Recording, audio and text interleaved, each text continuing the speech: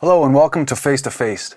I'm your host, Paul Stein, and today we're going to be talking with Dean Clifford, and we're going to be talking a little bit about a new movement that's happening that's called the Law Movement. Welcome, Dean. Welcome to the show. How are you doing? Fantastic. It's great to be here on the island. Great. Thanks so much for coming, Dean. You've got a huge following behind you online. The internet revolution and the communication technology that we have nowadays has really blown you up into the limelight, and a lot of people are following your work and are passionate about what you have to talk about, because what you talk about is very passionate and genuine. Please, for the benefit of our viewers, if you could briefly describe who you are, where you're from, and what has brought you to this area that you're at in life, this passion that you have for legal research. Yeah, it's amazing. People are always telling me how big this is getting online, how many people are getting involved in this and are motivated by it, and it always surprises me. I'm a contractor from Winnipeg, and my background is not in law. I just grew up in Winnipeg, Manitoba most of my life. Never really was around much of Canada traveling. We just stuck to the province. Went to university, graduated high school, obviously in reverse, and started a construction company in my early 20s, right out of university, and that led me to my first couple of encounters with the government when I first got into business for myself. And not coming from a legal background, I had a rough go of it when I had my first couple of run-ins with the government that I always thought was there to help me and to facilitate my ability to maybe grow my business or to get involved in business. I grew up believing that the government was good and it was there to help us. And I found that once I got involved in business, they seemed to be more of a roadblock, and they were there to impede me more than anything. And it caused me to go and start to research my rights and laws, because they were doing things against me that I wanted to defend myself from, and I didn't have money for a lawyer at the time, so I figured, well, I better start reading into this myself. And what that caused me to go and learn is that there was a whole world of law out there that I'd never heard of before, and it was all based on our rights as man, as human beings on this planet. And I discovered that there was an incredible lack in that education when I was in school. Even though I went to university, I'd never heard of simple fundamental principles of law and justice before.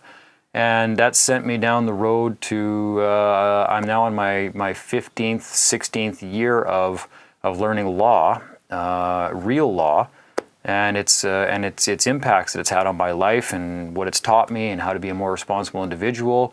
Has caused me to want to go out and try to teach this to everybody else out there to help them with everything that they're doing in life and they want to accomplish. That's great. I think that's excellent what you did. What I've noticed is that I went to school as well. I went to college, and I don't think I've ever had one formal day of law.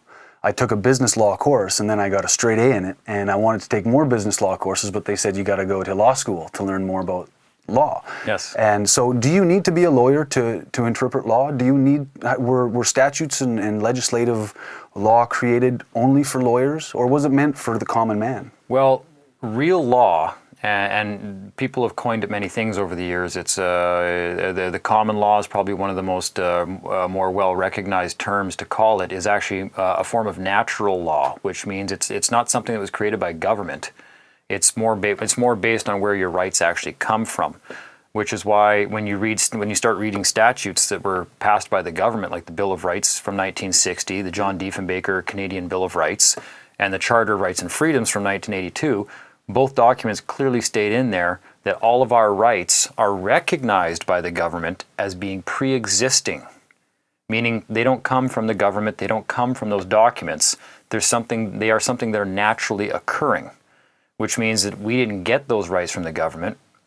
We received, they're just naturally rights. We were born with them, which means they're rights that cannot be taken away by the government, because they don't come from that source. And so that's what got me very interested in, well, how can the government be passing all these laws that are actually harming me and violate my rights? If they didn't give me these rights, how come it seems that they're able to strip them away?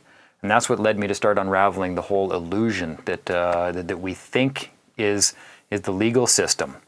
And a lot of people think that only lawyers can practice law, and that's not the case at all. You cannot license a right.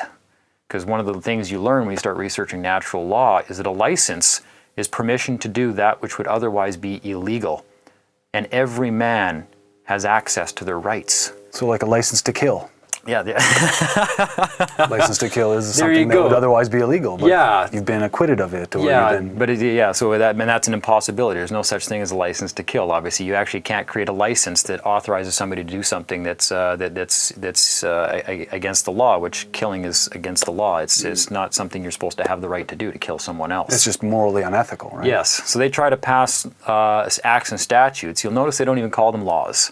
And they're not. They're not laws. They don't even pretend they're laws. They don't call them laws. Even the Criminal Code of Canada doesn't say the Criminal Law of Canada. It says the Criminal Code of Canada. Interesting. We already have laws.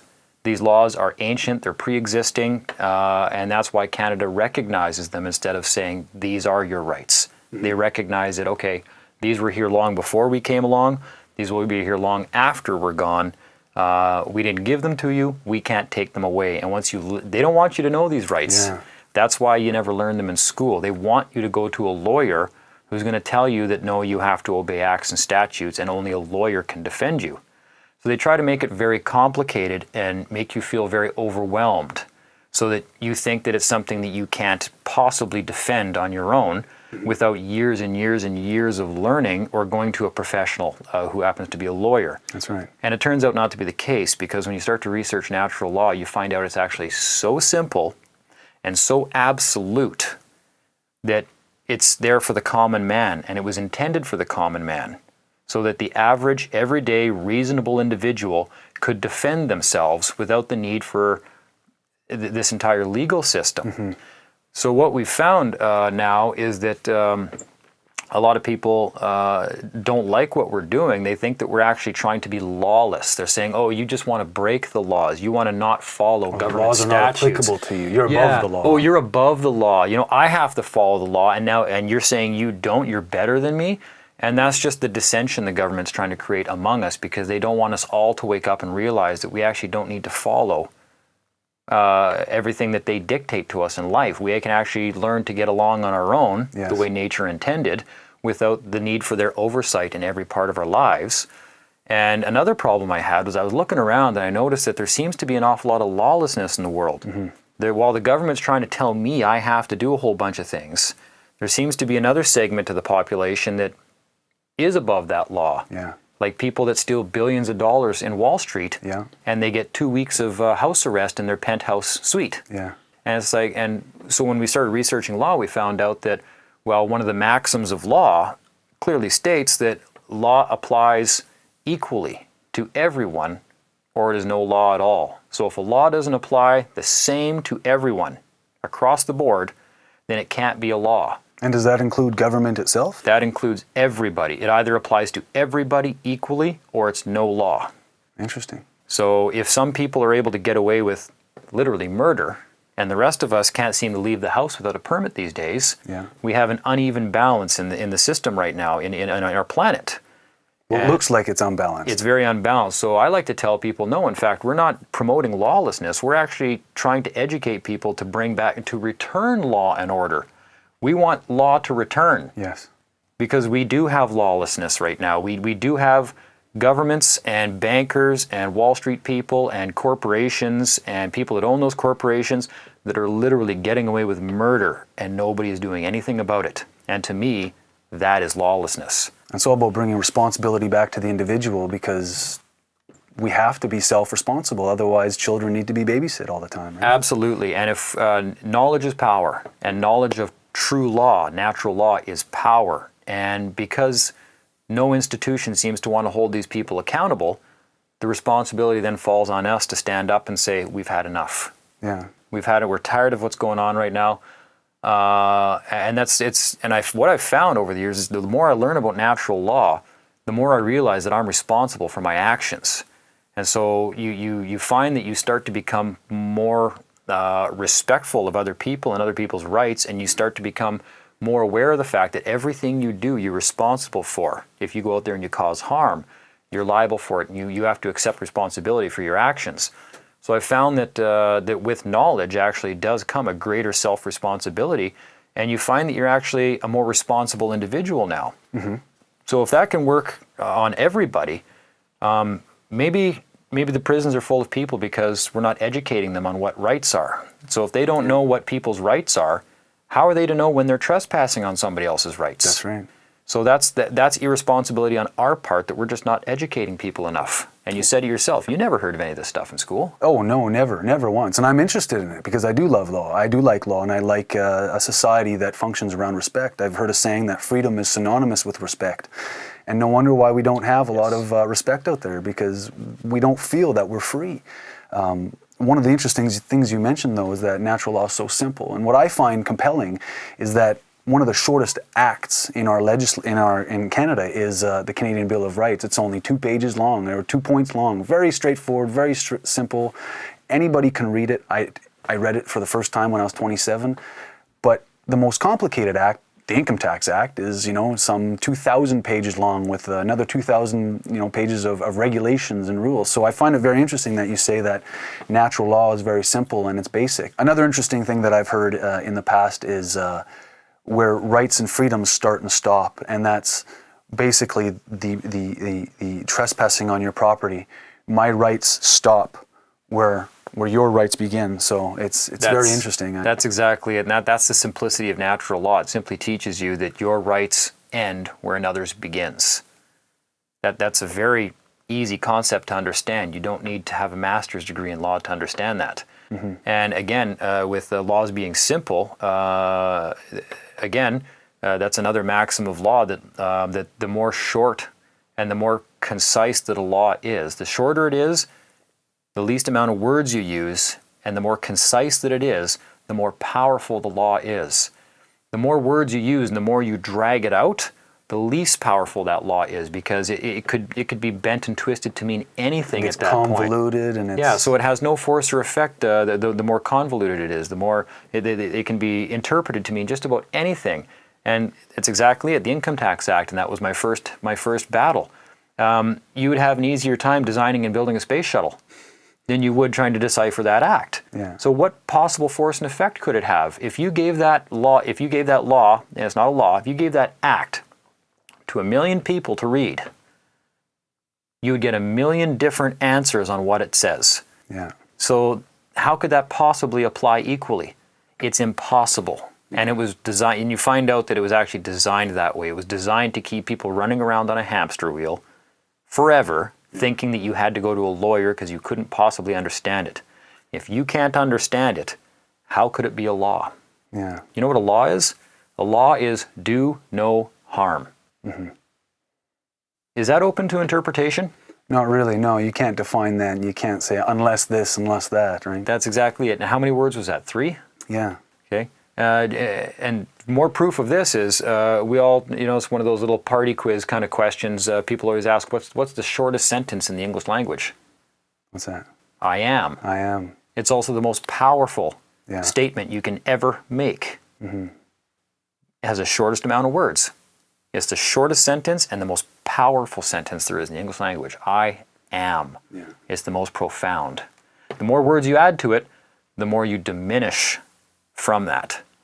So the law works the same way. That's natural law.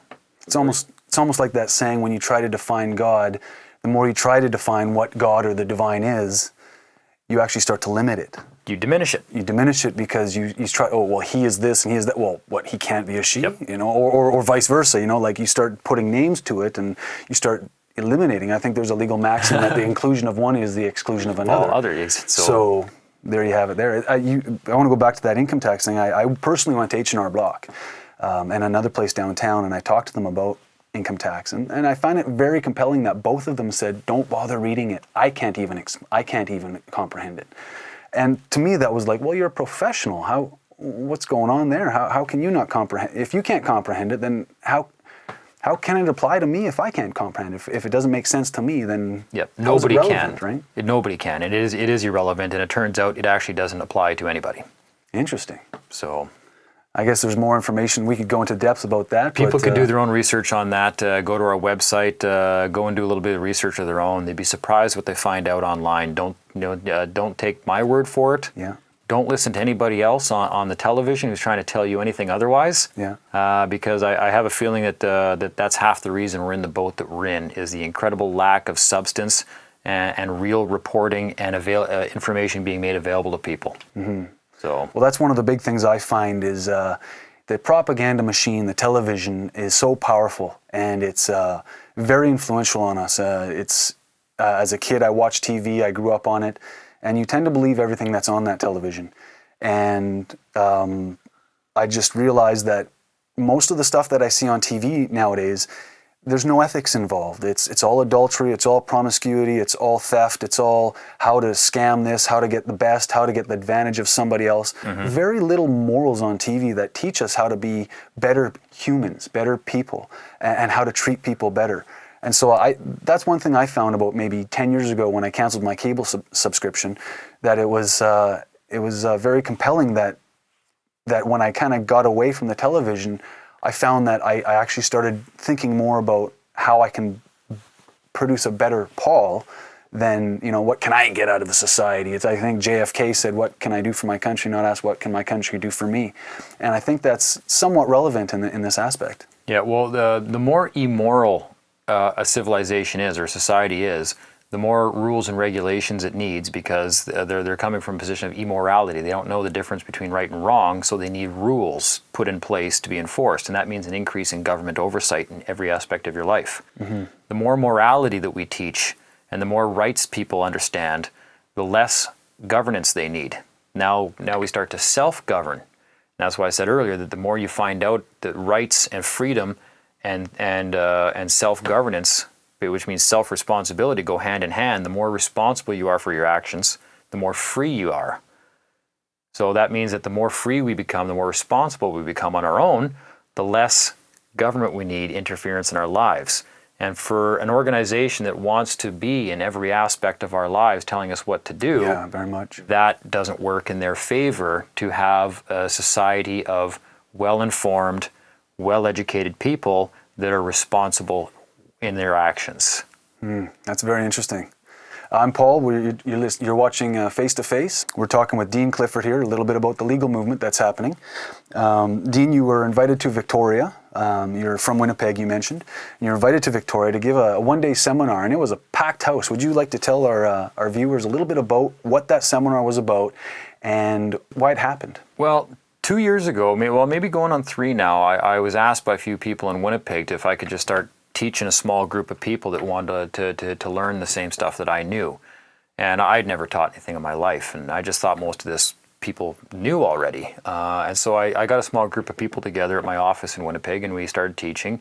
And somebody recorded one of the little sessions that we had, and asked later if it was okay if we put it up on YouTube. And I kind of laughed about it, because if people watch my videos, they're going to see that I really get passionate. I really get into it. I swear to get points across, and I'm just. And it turns out that people really love the way I was orating these things and getting the message across. TV, yeah, it's like reality TV, right? And so I laughed about it at first and said, go ahead for the 100 views it's going to get.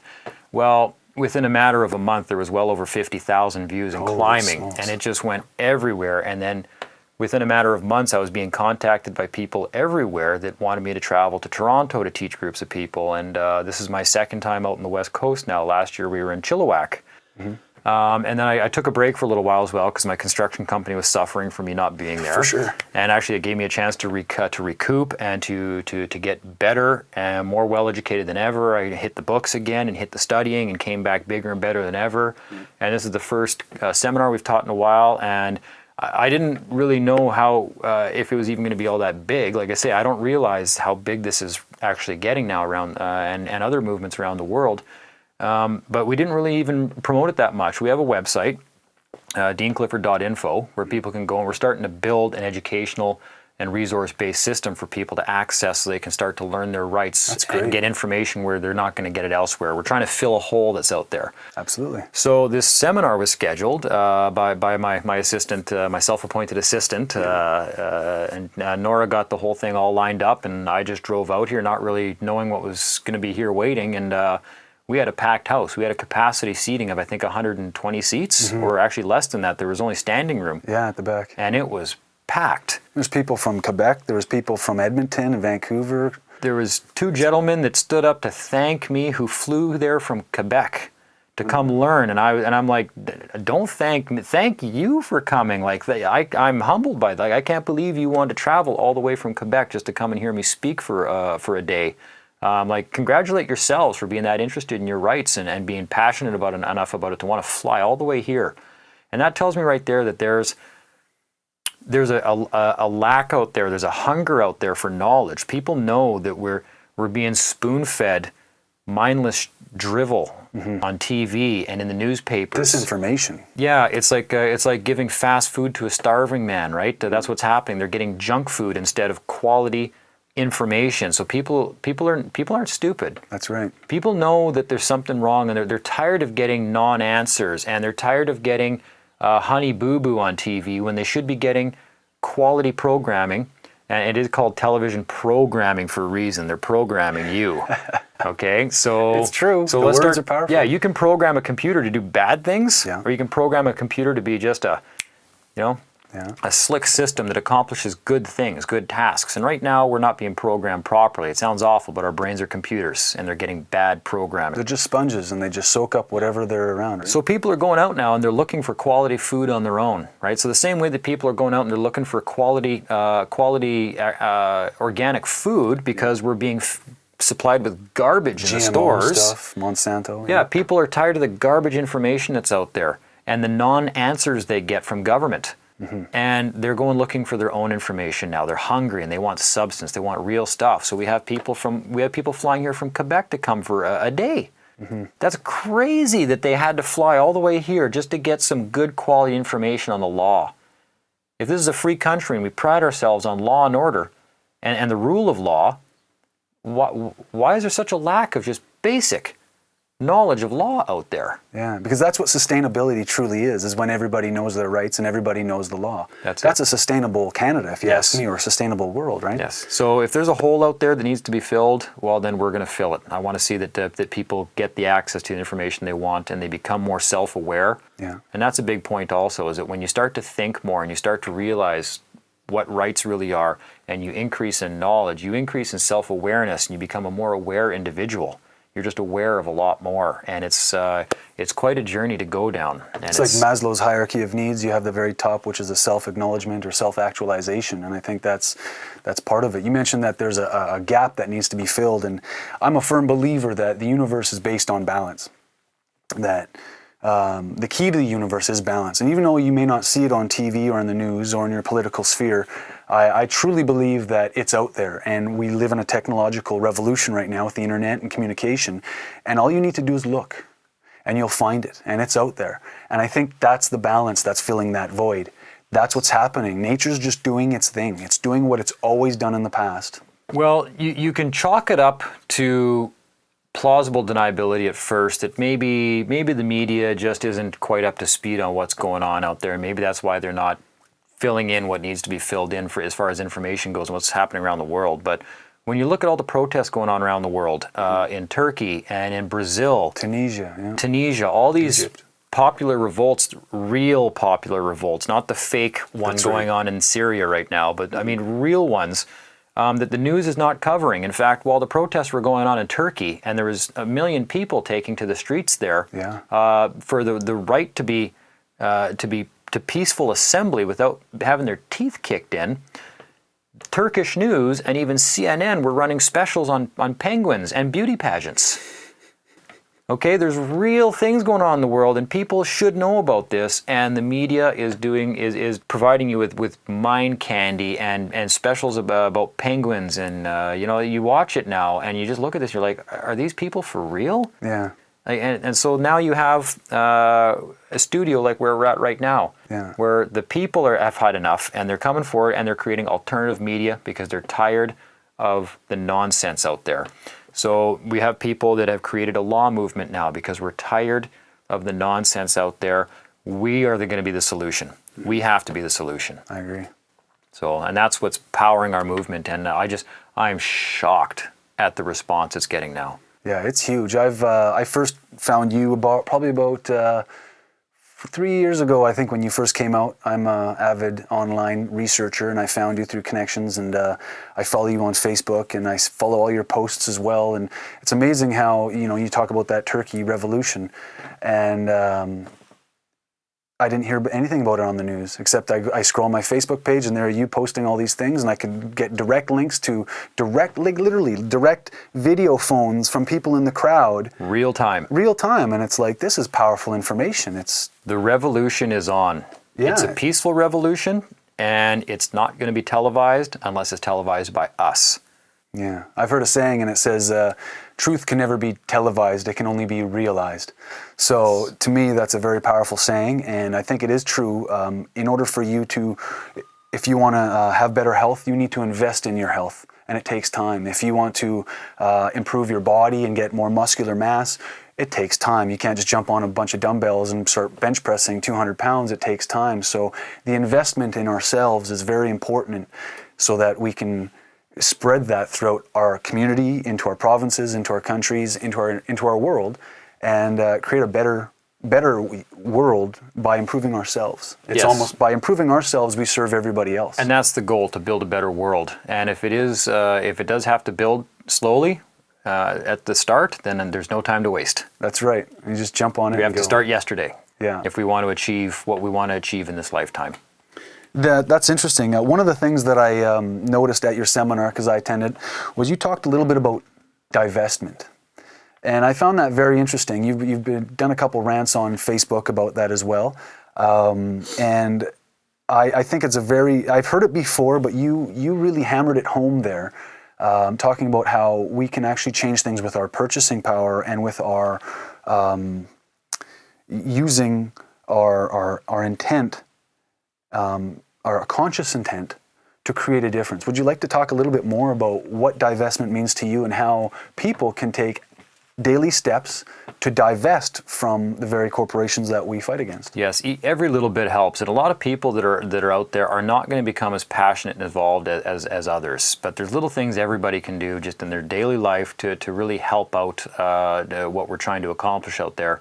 If people go and they watch a lot of my videos, they will notice that there's going to be a lot of people that don't take my approach, because I get very passionate. I get very into it. In fact, a lot of people even mistake the passion that I'm trying to get across as anger almost, because I'm trying to tell people, like, look, like, we wake up, we have to do something here. I'm tired of the pollution that's going on. I'm tired of these corporations raping the planet for profit.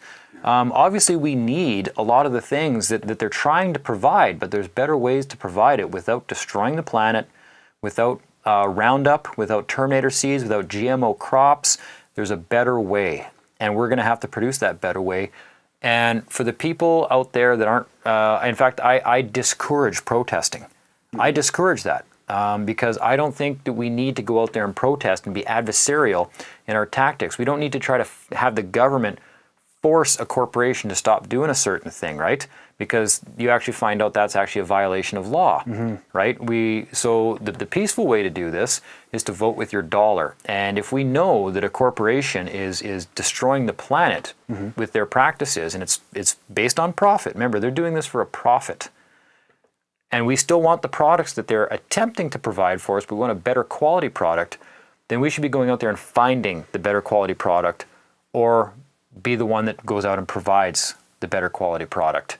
And then people start to vote with their dollar. And if we start divesting from organizations, groups, governments, corporations, entities that we know are destructive and have bad intentions, are not helping the planet, they're polluting, then we start to diminish their profitability. And the sole purpose of a corporation is to make a profit. So that's the solution right there. Stop buying their products, and they'll stop making them. Yeah, in Victoria here, we have tons of local food markets, farmers markets. It's growing. It's out of control. Everybody talks about going to the local farmers markets on the weekends. Everyone talks about organic farming, eating the 100-mile diet, even a 50-mile diet. So I know that it's evident. People want to divest. They want to invest in their community, eat good, wholesome food. What are other ways that people can divest? Like you mentioned a couple in your seminar that people can consciously take on a daily basis to not support Yes. the very corporations. There's also it's well established fact that we live in a consumerist society right now, and people purchase things that they don't need. They just want it. They're spontaneous purchases. I want that. It's a luxury item, without calculating the cost to the environment that these things are costing. When these overseas companies, between slave labor and terrible environmental practices, are manufacturing items that are destroying the planet, so you can have a cheap piece of crap item that breaks within a couple of days, right? Yeah. That's not smart shopping. So we want to divest from the system, and we want to remove the profitability from making things like that, so they'll stop making it. Mm-hmm. They'll stop wrecking everything and stop having no more consumers for this product. And it's the luxury item shopping, the things you don't need. Grocery stores, about 90% of what they sell comes in a box that could be on a shelf for 8 years probably without actually breaking down, or the quality of the product diminishing. Not that there's any quality left anyways. It's all processed food. It's all processed food, right? Like and that's what I told people. I said, look, if it's in a box, don't buy it. Fresh produce. People have no idea how blessed they are on the West Coast here. I live in Winnipeg, where it is ice for 6 months of the year. You cannot grow an outdoor garden. And so I'm telling people, well, look, buy a 4-day supply of produce. Take it home, cook, make healthy meals, because when you're buying cheap food, people don't factor in the cost of poor health. That's right. Right? So $1 today, saving $1 today costs you a year in the hospital down the road. Yeah. It's bad health. It's bad for us.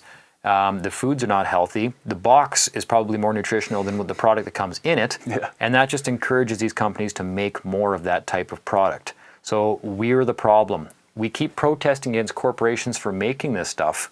Why are they making it? Because we're buying it.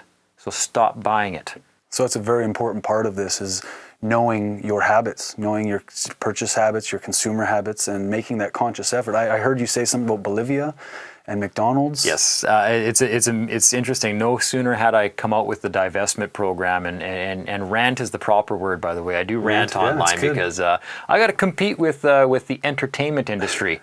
You notice they call it news and entertainment. Mm-hmm. They have to call it news and entertainment, because it turns out the news is not real. It's fabricated. It's for profit. It's to entertain you more than it is to provide you with facts and knowledge and balanced reporting. So we had to. So I was reporting on this, and I was saying, well, if we just start changing our shopping habits, it won't be profitable anymore for these corporations, and they'll just have to close their doors. Yeah. 3 weeks later, somebody sends me a link on my Facebook page that McDonald's has closed all their stores in Bolivia and pulled out of the country because nobody wants their fast food there. It took no protesting, zero protesting, and McDonald's closed shop and left. So there's no confrontation there whatsoever. There's no protesting. Protesting is a use of your energy. It's a waste of a day of your life that could be better spent doing something else. Whereas all you had to do is alter your shopping habits in the first place, and teach other people to shop the same way. And these corporations close their doors on their own. So take away the customer base and the corporation closes. On top of that, within 2 weeks of me talking about Monsanto and the need to divest from grocery stores chains that supply vegetables and fruits that are GMO tainted, or farms that use Roundup Ready crops or anything like that, we find out that Monsanto announced that they stopped all their lobbying efforts in Europe. Really? Because nobody wants their foods. So it's a waste of money now. They're losing money by lobbying in Europe. Well, how much protesting did that take in Europe? Yeah. Not much. The people educated themselves, got the word out that the crops are bad. Yeah. So had everybody not want them, there's no market for it in Europe. So they're pulling out of Europe. And we've got numbers. You mentioned that we are the numbers game here. You could have one person that has $1 million, but if you've got 1 million people that all have $10, you beat that, right? So every one of us has $10, especially once you start divesting. And yeah, a lot of people are intimidated by the fact that they believe that these higher ups, these elites, the bankers, the governments, all these organizations, the corporations have all these billions of dollars. And so there's a few thousand people out there that have an agenda, and they all have billions of dollars behind them. Well, there's billions of us. Yes. In fact, even if it's just millions of us, 1 million people with $10 a piece is still $10 million. That's a lot of loot. You can do a lot of things with that. And so that's why I'm trying to show people what people can do when they get together, that it's no longer money and financing is no longer the insurmountable obstacle it used to be. It's using your time correctly. I mean, all those people that went and protested against Monsanto lately in North America, 2 million people showed up. Wow. Are all over I think it was all over the world, basically. They estimated 2 million people showed up, spent a whole day protesting. They probably spent the week before that preparing, making signs, driving to the protest. They had to eat when they were there, so they're actually spending money in the economy that they're protesting, right? And I looked at this and I said, if these people are worried about a food supply, why are they protesting? If 2 million people can come together through social media sites, and that's how big this is, by the way. Oh, it's huge. CSIS tried to say that there's only 30,000 people in Canada, they estimate. That's nonsense. It's at least 10 times that. That do this law movement. That are involved in one way or another without even knowing it. Oh, I see. They're still involved in this at some level, because we can organize 2 million people to protest Monsanto, apparently, through social media sites like Twitter. That's incredible. Yeah. When you think about it. If those 2 million people, instead of going and protesting and spending energy and time preparing for the protest, going to the protest, which really didn't accomplish much, maybe some more awareness. A little release valve. Monsanto's not going to change what they do. You can't force the government to pass a law that outlaws their product. If they're worried about a food supply and a quality food supply of organic food, 2 million people could have come together and each donated $100 to a pool. And they could have raised $200 million. Wow. And they could have bought, when I did the math, they could have bought over 600 farms. Wow. And then they would have owned farms that are producing quality food that they're a part owner of, like a co-op. So we have to change where we're putting our energy. That's the same as divestment. We're divesting from things like protesting. We're divesting from buying products that are killing us. And we're investing in ourselves and investing in new ways, new movements, if you want to call it, that are going to benefit us perpetually, residually.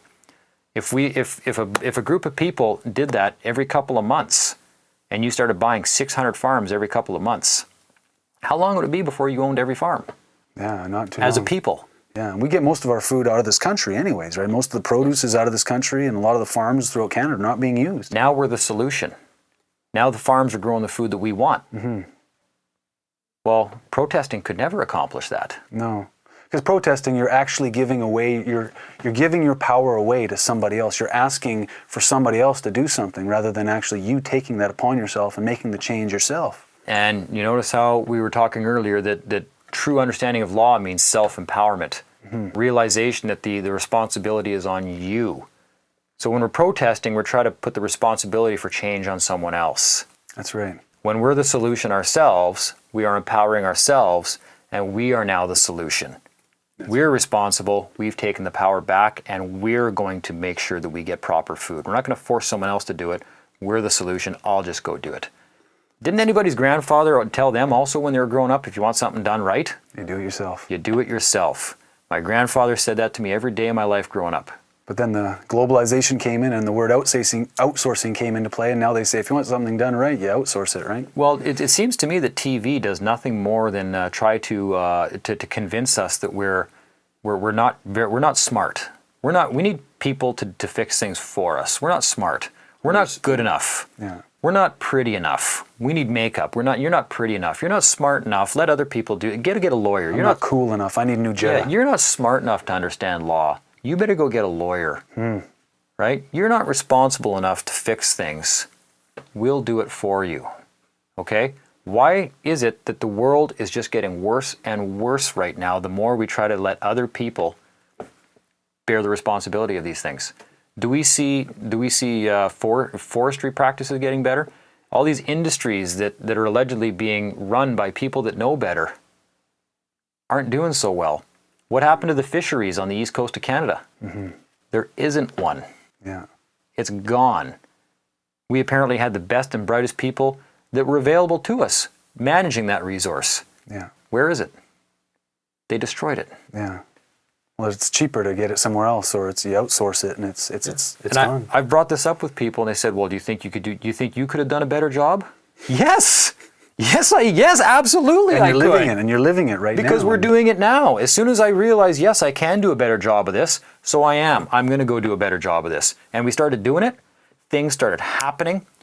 Positive things started happening. We were making changes, having effects across the planet. Like, things are moving now. People are motivated. People have renewed just a desire to live again. A newfound glory. Purpose. Newfound purpose. We have a purpose again. People are tired of being told they're dumb, they're useless, they're lazy, fat, incompetent, uncool. You know what? We're tired of being told what we are. Yeah, that's interesting you say that, because we just went through a BC election, provincial election, and I don't know the exact numbers, but I heard it was close to 50% voter turnout. And to me, that shows me that more people think that management is failing and that there is no options than they do believe in the system. But of course, they don't ever tell you that. They'll say, here's the party that won. Yep. They don't tell you the truth that half the people didn't show up to turn out. Everybody knows that there was a voting. Everybody knows that it was voting day. But if you have nobody to vote for, I myself, I don't believe in voting in the lesser of two evils. But I've heard people say that all the time. If you don't vote, you don't do this. And I just personally, I can't put myself in a position to vote for evil over lesser evil, or lesser evil over better evil. And I think what happened in the last election is evident. And I think people are seeing this, right? People have lost faith completely in what we believe to be government. And management, yeah. And they might be surprised what they find out if they start researching into it, and maybe why they don't want us researching a little bit into what's going on. But then the actual number was 48%. 48%. It turned out that not even half of the eligible voters turned out to vote. And according to their own laws, that means that they actually have no mandate now. They're not even a legitimate government. De facto. They are, well, and they were de facto before. Mm-hmm. But even according to their own de facto rules, they're not even a government now. They couldn't even get 50% of the people out to bother voting because we've lost so much faith in what they're doing, which tells me that we're starting to understand that they are completely incompetent. What's the point of voting anymore? They don't do anything we want them to. They don't listen. Why are people around the world protesting against their government? If the government is carrying out the will of the people, why are the people revolting? They should be happy that the government's doing what they want. But we're not. We see these countries that are disintegrating because the people are revolting, because we all know that the government is just protecting big corporations. Yeah, it's almost like a revolving door, right? Yes. Politicians, and big corporations. We go to work for big corporations. CEOs for big corporations go to work for the government. FDA and the, yeah. We're onto it, and they think we're stupid. They think that I find it insulting that they believe that we were never going to finally just get See, it's not that we haven't caught on to this earlier. People are just generally nice. We're complacent. We don't like confrontation. For things to digress to the point where people find it necessary to finally get out there and show their dissatisfaction and they're not going to take it anymore is an unbelievable level of dissatisfaction. To actually leave the comfort of your home to say, that's it. Mm-hmm. You know what? I can put up with a lot, but that's it. I've had it. I am not going to put up with this any longer. That's an incredible level of dissatisfaction to have to reach before people actually take action, physical action, and want to go out and change things. Yeah, I read an article not too long ago about self-litigation is on the rise. And they may not need lawyers in the future because more and more people seem to be self-litigating their own cases. And it's putting a threat to the law society. They're terrified of this. That's one of the biggest obstacles we've had so far. The demonization of the movement is because they've enjoyed a monopolization on the law trade, if you want to call it that, for a very long time now by making people feel stupid, like they can't possibly defend their own rights, when it's actually very simple. So, yeah, there's a dramatic increase in rise of what they're actually calling the pro se litigant movement, which is people going and defending themselves in court. And they've tried to say that these people are actually disrupting the courts. Clogging up their courts. Clogging the courts with their nonsense, And you know what? I'm sorry that me wanting to defend my rights is a burden to you. Interrupting your profits. I'm sorry, is it interrupting your streamlined system you got going on here? Because I finally want to understand what's going on here. Right? Is it inconveniencing you that I want to come here myself and not hire a lawyer and I want to understand what's going on instead of relying on what this guy is telling me? That's right. I don't know this guy. I don't know what his motives are.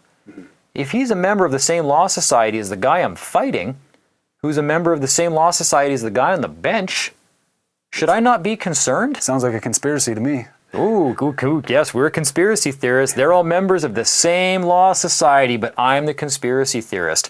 Yes. So when we get interested in our own rights and we want to show up and just say, hey, I just want to know what's going on here. You're wasting our time now. Oh, so my rights are a waste of your time. I'm sorry. Am I an inconvenience to you guys? Yeah. Right? So that insults my intelligence. So I guess the theme here is being the change you want to see. Yeah, absolutely. And don't fear standing up and just saying, hey, you know what? I don't care if you people are going to try to make me look stupid for asking questions. I have the right to ask questions. I want to know what's going on around here. Mm-hmm. Unless you're going to claim that I'm too stupid to understand if you explain it to me, so I should just go home and shut up and take your word for it. That's right. That's insulting to my intelligence, and I think that's insulting to everybody's intelligence out there. That really diminishes us. So it's bringing people into the community and involving them in their lives, in what's going on within the community, within the nation. And I've heard a lot of talk on the political side about a thing called direct democracy. I've heard that a lot. I don't know a lot about it, but to me it sounds a little bit like a lot of work.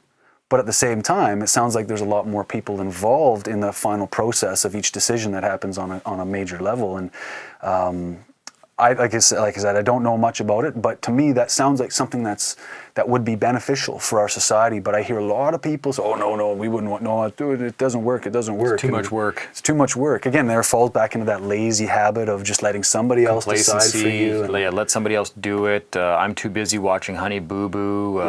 You know what? I don't want it's politics. I don't want anything to do with it. But, hey, that surrounds our life. Yeah, I don't want anything to do with their politics. Yeah.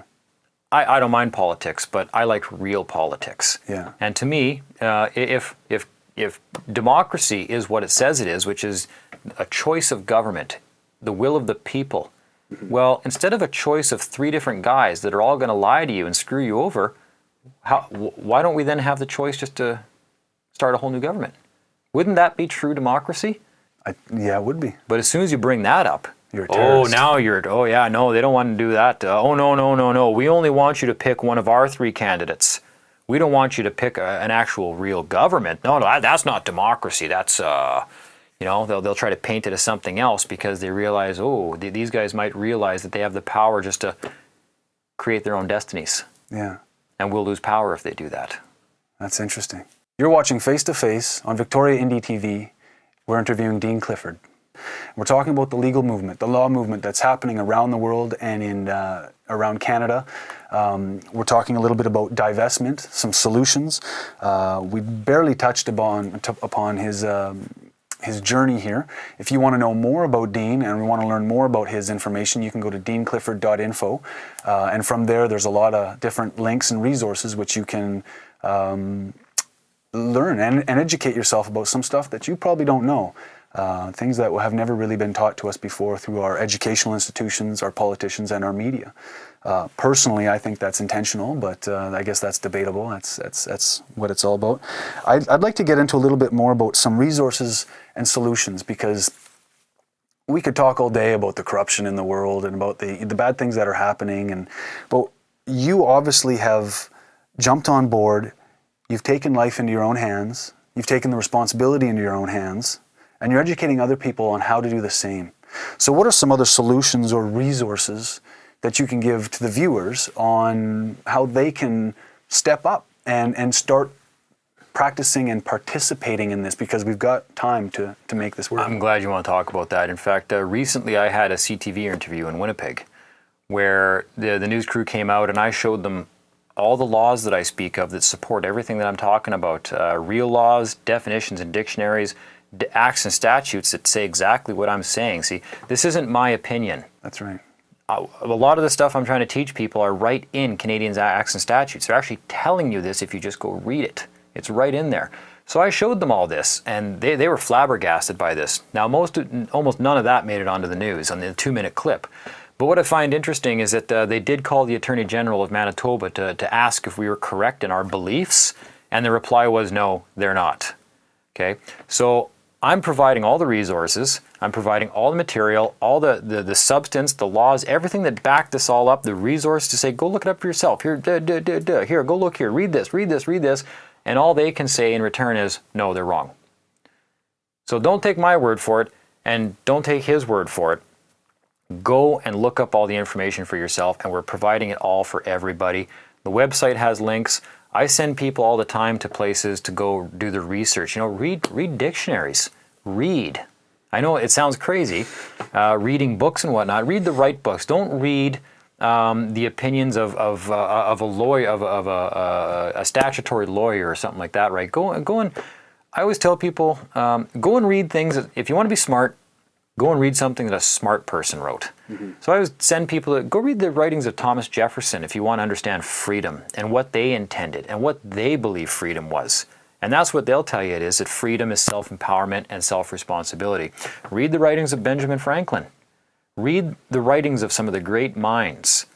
And it might come hard at first, but it gets easier because it's a language, and your brain starts to reprogram and rewire itself, and what seems very difficult at the start and insurmountable becomes easier. Much the same way that learning framing for the first time seems difficult, but it gets easier, and then eventually you're a master framer, and you probably never thought you would ever be a master framer when someone tried to explain it to you the first time.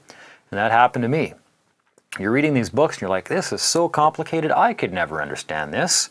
But that was the TV talking. That was people telling me all my life, I'm not smart enough to understand this stuff. Mm-hmm. So I read, and I kept reading, and I read, and I read, and I read. And before I knew it, I was one of the most knowledgeable people that I could even find on these topics.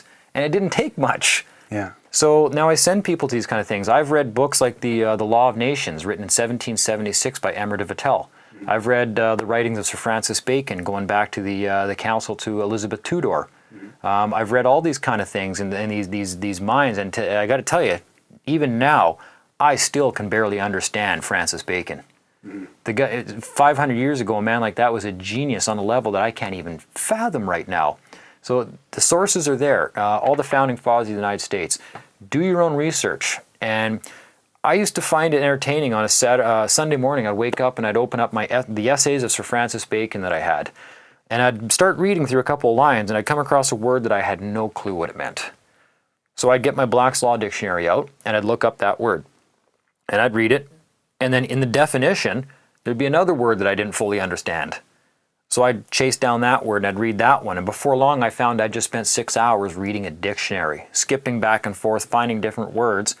And I soon quickly understood that as you increase your vocabulary and your understanding of the English language, your knowledge goes up, your ability to understand and actually even communicate, come up with new concepts increases exponentially with it, which is why they're probably happy with us using chatisms and just texting and lowering the English language to base words that we repeat over and over again, right? And it's terrible. Like it's awful for the mind to not have a proper vocabulary available to it.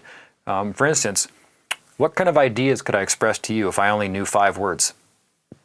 Not a whole lot. Not a whole lot. So obviously the more words we know and the better we're able to understand them and use them, the better we're going to be able to relay concepts to people, teach, understand things ourselves. We think in words.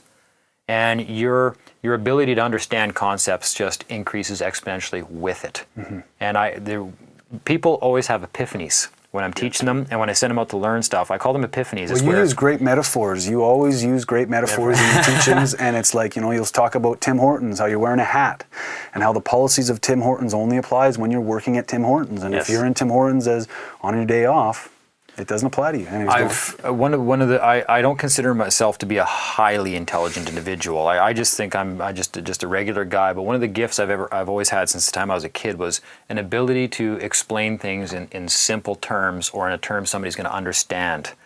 And that was actually, it's funny you say that, because it wasn't until I started teaching and I started to convey what I knew in words to other people, and I'd say that didn't come out right, and I would change the way I explained it, and then I would change it again. And I would explain it from 8 different angles, and all of a sudden I would go, oh man, I understand that a lot better now. right? Trying to explain it to you just made me understand it so much better. That's important. And since then, the learning curve has just been through the roof. It's just skyrocketed. And I'm able to teach seminars like we had on Saturday, and it motivates people and it just electrifies people. And they're like, man, I want to be able to do that. I want to be able to talk like that and know my rights like that and feel empowered like that. And it is empowering. So you're teaching people how to fish rather than providing them with fish. And you were there. How many times did I say to people, they had specific questions for me, and I'd say, I'm not giving you the answer. That's right. And I gave them all the little breadcrumbs they would need to think about it and arrive at that conclusion themselves, because that's the process of learning. That's the process of learning. Then you have that, what I call epiphanies. I've had many of them where you just go, ah, and your hair actually stands up, and you understand that you just became something greater. Your mind just expanded. It's you just became where your mind was 10 liters before, it became 15 liters. And to go back to what you were before, it's like trying to put 15 liters of fluid back into a 10-liter container. You're more than you were before. And it's a very empowering feeling, and it makes you feel confidence. It increases your confidence to the point where you can't be deceived anymore, or it's more difficult to deceive you. So when you're in court, isn't there a famous saying, let he who would be deceived, be deceived? Be deceived, yeah. So it makes you less likely to be deceived. It's empowering, and your confidence goes up, and you're more free. That's powerful. Knowledge will set you free. That's interesting. Well, I want to thank you for coming to Victoria, giving your seminar, and I'd like to thank you for coming on Face to Face here and setting the record straight a little bit, and showing the viewers of Victoria that there is a different side to the quote-unquote free man movement or the law movement that's happening throughout the world. And I think you're a powerful individual, and I think we need more people like you that will find the gems within everybody else, because a one ant can't lift a watermelon, but 100 ants can do it. And Yes. that's what we need a lot of people rising up and growing their knowledge and becoming stronger individuals, taking more responsibility for their life, and therefore you get a better future. So thank you so much for coming on the show today, and I wish to have you on again in the future, and next time you come around we'll definitely meet up. So if you're interested in this information, you can visit deanclifford.info. That's his website. Lots of videos there, or just YouTube him. And I think we'll be seeing more of Dean on CTV and elsewhere. So work past some of the profanity and the Be careful. Yeah, I can get a little excitable, and I like to swear lots when I'm making points. But like I say, I'm really trying to hammer home points to people. So I apologize for some of the content at times, but it's very effective in making points with people, especially people that are used to television. Yeah. Today and are bored with the attention spans I have to deal with sometimes. To get people's attention at first, sometimes you really need to shock them, and that's... Thank you for watching Face to Face.